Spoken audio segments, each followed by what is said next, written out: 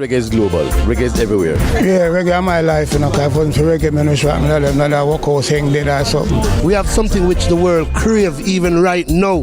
Reggae is internationally known. I am a Jamaican.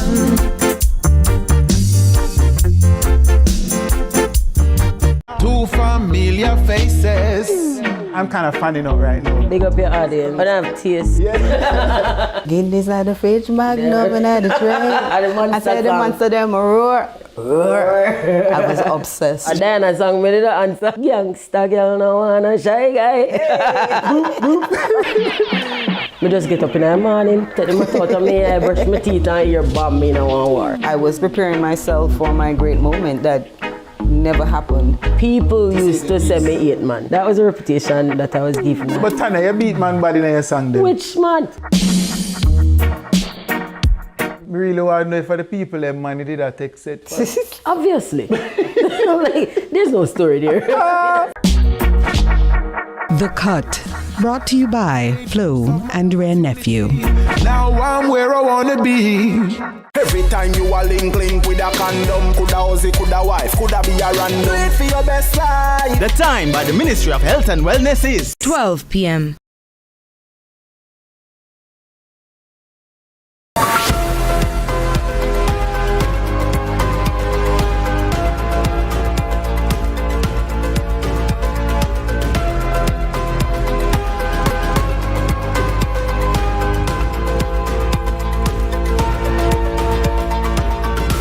From Kingston, Jamaica, this is CVM News at noon for Tuesday, February 27, 2025. I'm Ramon Gordon. Thank you so much for joining us. The People's National Party is championing their MP candidate for Central Westmoreland, Dwayne Vaz. Vaz will face current MP, the controversial George Wright, who was just recently readmitted to government ranks. Party President Mark Golding says Wright is unfit for the role. He's really not an appropriate person to represent any major political party in a candidate race for general elections because of his past, which he has never acknowledged, he has never expressed remorse or sorrow. And you know, violence against women is a serious problem in the country. So it's a bad example to be setting for somebody who has not gone through any form of penance, just what I would call a sham removal from the JLP, because in Parliament he voted with them on every single vote that they ever had. So he was clearly with them all along. So that whole thing was a charade. And you know, we don't think the people of Westmoreland should be fooled by this. I think they should take a principled position and not support somebody who is in that situation. And the government's unemployment scheme is now one step closer to reality as the cabinet works on setting up the framework for temporary income support. Minister Charles Jr. says it's a long-standing move to strengthen the nation's workforce. We have had the discussion on unemployment benefit for decades. When we talk about resilience, the unemployment benefit is going to be one of the most critical features in terms of being able to help people who have that transition between jobs or in times of crisis to still stay afloat. The initiative aims to provide a financial safety net for workers facing job loss or economic downturns. Details on benefits are not yet announced, but further details are expected in the coming months. But as the government moves ahead with modernizing Jamaica's labor policies, another major reform is on the way. We are ramping up, revising, refining our work permit system to digitize it so that we can bring in the workers who have particular skills that we don't have here. But the goal is that when you bring in labor, skilled labor, you must now transfer that skill to a Jamaican. And so we have attached conditionalities to many of our work permits because we should not have a closed door. We don't want a Jamaica where we are so stubborn that if we don't have the skill, or if we have the skill but the person doesn't want to do the job, which is in many instances the case, where we do have persons who could do it but they choose not to do it, we should open the door to persons who have the skill, are competent and want to do the work. But that must be on a balance of scales in terms of bringing in the labor and ensuring that we're transferring the skills to Jamaicans so that we can have that increased and improved skill set here.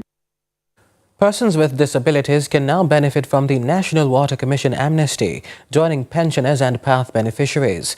Social Security Minister Pearnel Charles Jr. says the amnesty may also be extended to caregivers. The amnesty in its current form allows eligible NWC customers, including pensioners and PATH beneficiaries, to have their debts written off partially or in full. But we are very happy to see that joining pensioners and those on PATH, we now have persons with disabilities being embraced by the amnesty to receive full benefit. And following that announcement, Water Minister Matthew Samuda urged Jamaicans to make an appointment with the NWC before visiting the offices. We encourage persons engaging with the Water Commission to call ahead and make appointments to sit with our customer service team. This avoids undue wait in any of our locations. We have facilitated these appointments. We've even done some Saturdays where we've had heavier than normal calls, and we will do so when necessary. So encourage members of the disabled community to call ahead, make your appointment. It reduces wait time significantly when you come into NWC offices. The authorities are intensifying efforts to dismantle criminal networks in capital Kingston.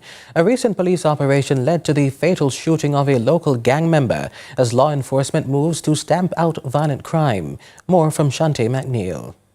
A major shake-up in Tivoli Gardens as police intensify their crackdown on gang activity in Kingston 14. Authorities say multiple active gangs have been leading deadly attacks in the area, prompting an intelligence-driven raid early Tuesday morning in Drackett's Place. During the operation, a man identified as 26-year-old Kamar Dudney, also known as Tama, was fatally shot in a confrontation with law enforcement. Dudney, identified as a member of Tivoli's Young Generation gang, was one of the police's key targets. The police say several high-powered weapons were also seized in the operation. One Springfield 9mm pistol fitted with a magazine and 6 rounds were recovered from him. The operation continued, which led to the recovery of another firearm. This time, a Glock .4 pistol with 2 magazines and some 6 rounds. We believe that these firearms seized are part of the Tivoli Gardens Young Generation gang arsenal. Acting ACP Michael Phipps says that their mission is clear: restoring normalcy by removing those fueling crime and violence in the area.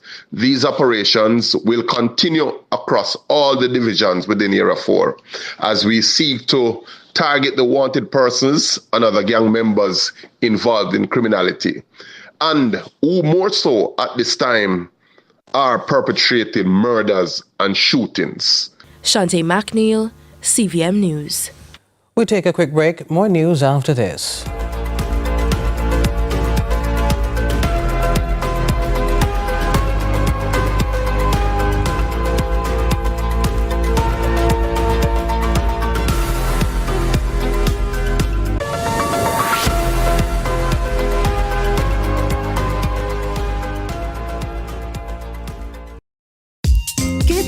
And get creative with your floors, walls, and all the spaces in between. Our knowledgeable sales consultants are happy to help create your beautiful finish with the latest designs in first quality porcelain, wood look, vinyl, mosaics, natural stones, and countertops. At Creative, you will get every tile you need for your residential or commercial projects. Creative Building Finishes, your one-stop shop for everything tiles. Visit our showroom at 5 Red Hills Road or call 876-929-5553. Get tiles, get creative.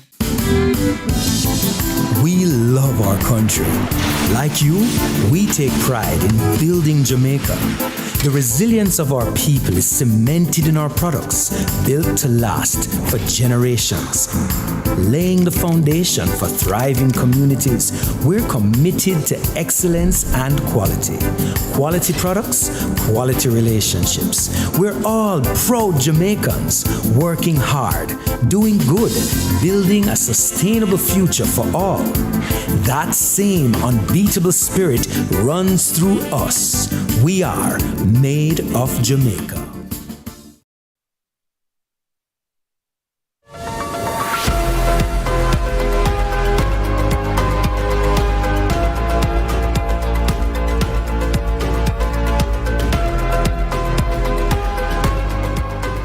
Welcome back. Police are people too. That's the word from the Jamaica group of churches whose chairman shared his thoughts on the recent police fatal shootings. Speaking on CVM's lead story, Reverend Bishop Dr. Michael Smith stated that it's easier to criticize when you're not directly involved in a confrontation. Let me say this. Police are human beings, and I'm not the spokesman for the police. Yes. I'm a clergyman. Yes, sir. And so they are human beings. And it's amazing because a lot of the people who might want to have an opinion of the police and say, well, they could do things differently, they have never been under fire. They don't know what it feels like to have bullets whizzing past your ears. Yes. I do. As a clergyman with my church in the heart of the inner city. Yes. I know what it is. And so I know what it is for these policemen to basically put their lives on the line. Every day they go out there. Yes. Now you will say that they're being paid for that. Yes. But let's remember the human element. Yes. And it's easy to point fingers and say all that you want to say if you've never been in their shoes. Meanwhile, senior communications strategist for the JCF's SSP Dennis Brooks expressed his disappointment at the language used by those who criticize the police force. I listened to the comments, and what concerns me is the way in which persons they express that they are appalled and they say it's alarming and all sorts of similar adjectives. For instance, a human rights group may express alarm and it's appalling and it's signaling that we're moving back to the dark days. I have never heard them one time tell the criminals, do not rise your weapons at the police. I've never heard them engage in a public education campaign about safe surrender. What constitutes a safe surrender? I've never heard it. The country's water minister, while cautioning of a potential drought, assures a better season awaits when compared to 2024. Last year, the island suffered an intensive dry period, forcing many to seek alternatives. Here's Trisha Kelly with that story. February is typically the country's driest month, and concerns linger around a possible drought, especially in western Jamaica. Only 2 days are left in the month, and Water Minister Senator Matthew Samuda says it was much better than 2024. But this is a cyclical issue that we face. We do have a bimodal rainfall pattern, and we have suffered from 40 years of disinvestment in the water sector. But we are blessed that this discussion is happening 7 weeks later than it did last year. We're also blessed where the rainfall outlook for February to April is not as chronic as it was last year. It doesn't look good on the screen, but we do expect that the rainy season will start in April this year as opposed to May last year. He says the relevant ministries are prepared and ready to tackle the season. Allocations have also been made to his portfolio to fund emergencies. Ministry of Finance has made available some 10.1 billion Jamaican dollars, the highest ever, to the National Water Commission to continue with its capital works program. $7.3 billion of this is already under contract. This is not projects that may happen, could happen. These are projects that will immediately commence in April once the first warrant comes over. Minister Samuda reaffirms the government's commitment to keep the public updated as we work through the dry period. We'll continue to monitor the drought conditions very clearly and very carefully, and we will ask the Met Service and the National Water Commission to come back to postcab periodically to give you greater detail as the dry season stretches on. Trisha Gay Kelly, CVM News. The National Water Commission's latest Amnesty program is proving to be a major success, pulling in nearly $99 million in revenue that would otherwise have been lost. At the same time, the initiative is offering relief to thousands of Jamaicans struggling with outstanding water bills. Here are the details. Since the start of the year, thousands have rushed to take advantage of the National Water Commission's Amnesty program, leading to millions in collections. Water Minister Matthew Samuda says the numbers speak for themselves. We have engaged with some 10,116 persons who are seeking to benefit from the amnesty. We can report that already 1,674 customers have been fully reconnected, and a further 2,489 are approved for reconnection, and that will happen over the next 2 weeks. What this means is that the Water Commission has written off the debts or their arrears up to $238 million for customers, a debt that was largely uncollectible and that was affecting thousands of households. And while the government is fortifying some revenue, Minister Samira says the program has already generated millions in collections. This has also generated for the National Water Commission since January 1, $98.9 million in additional revenue that would not have come in. There could also be more opportunities for Jamaicans struggling with their water bills. The minister says an extension of the amnesty for persons with disabilities is under consideration. Should the need arise, when we see what the feedback is from the community, we will contemplate extension for the disabled community to give them adequate time to engage with the Water Commission on this program. But while the government highlights its efforts to assist vulnerable groups, its social assistance programs are facing scrutiny. A report from the Auditor General revealed that over $700 million was dispersed over 7 years without proper eligibility criteria. There are needs assessments that are required, and there are other elements that are now required to ensure transparency. The Labour Minister insists that every dollar in social assistance must be properly accounted for. With new needs assessments now mandatory, the government says greater transparency and fairness will define how social benefits are distributed going forward. Ramon Gordon for CVM News. To international news now, Oscar-winning U.S. actor Gene Hackman and his wife Betsy and their dog have been found dead in their home in Santa Fe, New Mexico. However, no foul play has been suspected at this time. More from the BBC.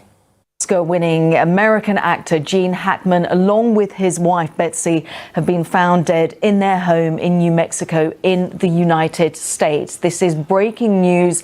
Details are still scarce. Police are saying that this is currently an active investigation, but they don't believe that there was foul play as being a factor in the deaths of these two people. But it will be a shocking development that Gene Hackman, along with his wife Betsy, have been found dead at their home in Santa Fe in New Mexico. Now, Gene Hackman, of course, to all film lovers, will be very, very well known. He received 2 Oscars and 2 BAFTAs in his long career, which spanned decades. Among the awards, he won Best Oscar in 1972 for his role as Detective Jimmy Popeye Doyle in The French Connection.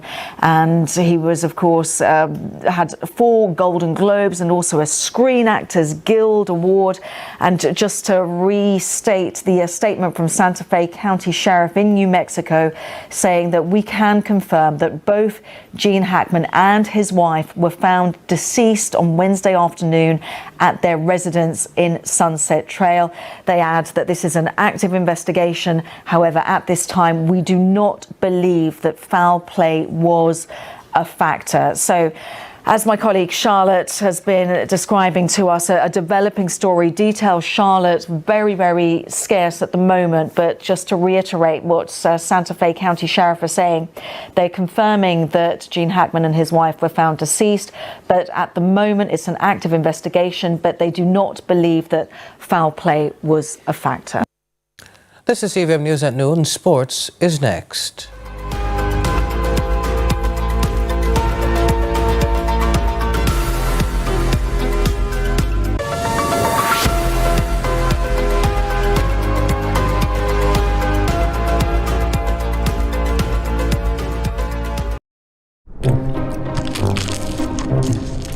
Excuse me, that looks delicious. Where did you get that pizza? Pizza, please. Best pizza in town. Pizza Please, the widest variety of pizzas in Jamaica. Grab a slice or order a whole pie. Find us at 4 locations across Kingston and Ocho Rios and at pizzapleaseja.com. Pizza Please, Italian pizzas, Jamaican flavors. The Bureau of Standards Jamaica is your conformance testing partner with over 54 years of serving Jamaican businesses. Our world-class lab testing services ensure the safety of your food and commodities that you take to market. We are positioned as a business enabler, driving business development, competitiveness, trade, and ensuring consumer safety. We have 5 times the capacity to test over other local labs, plus 10 labs with accredited tests and calibration. We set the standard that promotes safety to consumers in a number of industries.